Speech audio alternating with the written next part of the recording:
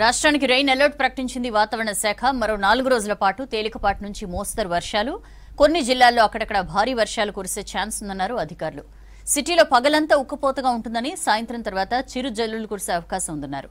ఈ నెల 24న మధ్య బంగాళాఖాతంలో అల్పపీడనం ఏర్పడే అవకాశం ఉందన్నారు. ఈ ప్రభావంతో రాష్ట్రమంతటా భారీ వర్షాలు కురిసే ఛాన్స్ ఉందంటున్న వాతావరణ శాఖ అధికారి శ్రావణితో హరిత ఫేస్ టు ఫేస్. తెలంగాణ రాష్ట్రంలో కొంత వింత వాతావరణం అయితే కనిపిస్తుంది. ముఖ్యంగా హైదరాబాద్ లాంటి నగరాల్లో ఉదయం అంతా కూడా వేడిమి వాతావరణం ఉంటుంది. సాయంత్రం పూట భారీ వర్షాలు, కొన్ని చోట్ల మోస్తారు వర్షాలు చూస్తున్నాం.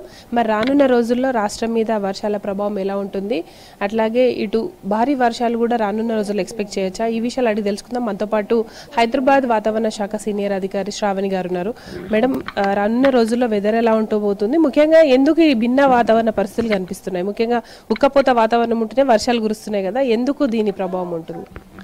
ప్రస్తుతానికి బ్రేక్ మాన్సూన్ అనేది వచ్చేది మనకి చాలా వరకు నెక్స్ట్ నుంచి నార్మల్ మాన్సూన్కి వచ్చే అవకాశం కనిపిస్తుంది. మాన్సూన్ ట్రఫ్ కూడా సెంట్రల్ ఇండియా మీద దాదాపుగా ఇప్పుడు చూసుకున్నట్లయితే జార్ఖండ్ పరిసర ప్రాంతం నుంచి దానికి నార్త్ బే బెంగాల్ వరకు కూడా మాన్సూన్ ట్రఫ్ ఉండడం, కొద్దిగా రుతుపవనాలు కూడా చురుగ్గా కదులుతూ ఉండాలి. గత 3 రోజుల్లో చూసిన వాతావరణం కంటే భిన్న వాతావరణంగా ఉండే అవకాశం ఉంది. ఈ 2 రోజులు కూడా దాదాపుగా తెలంగాణ రాష్ట్రం మొత్తం చూసుకున్నట్లయితే మనకి కొద్దిగా మేఘావృతమైన వాతావరణం ఉంటేనే మధ్యాహ్నం నుంచి ముఖ్యంగా ఉత్తర ఈశాన్య తెలంగాణ జిల్లాల్లో అక్కడక్కడ మోస్తరు వర్షాలు నమోదే అవకాశం ఉంది. అలాగే హైదరాబాద్ పరిసర ప్రాంతాల్లో కూడా సాయంత్రం పూట చిరుజల్లులు కూడా కురిసే అవకాశం కనిపిస్తుంది.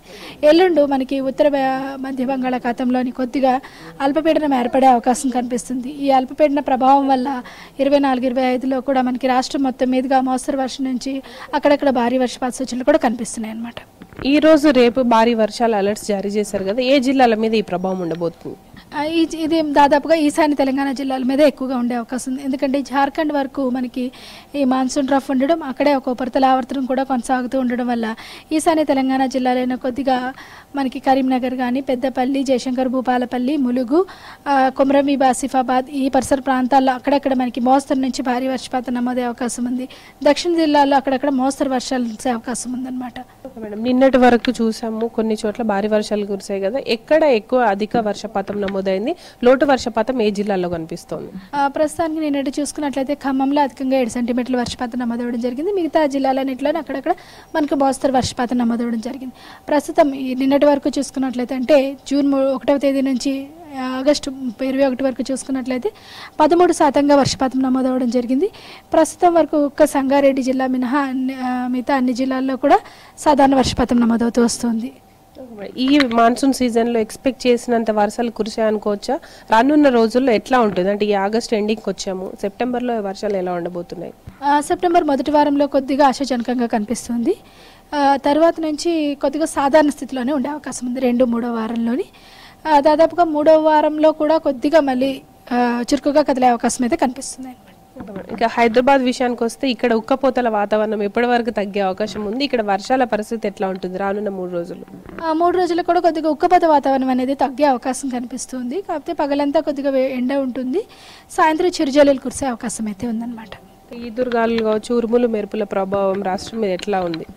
అయితే ఈ 5 రోజులు కూడా కొద్దిగా అక్కడక్కడ ఉరుములు మెరుపులతో కూడిన వర్షపాతమైంది. ఈదురుగాలులు కూడా గంటకు 30-40 కిలోమీటర్ల వేగంతో వీచే అవకాశం ఉంది. కానీ అంత ఉరుములు అంటే దాదాపుగా పిడుగుపడేంతగా ఉండే అవకాశం అయితే తక్కువగా కనిపిస్తుంది.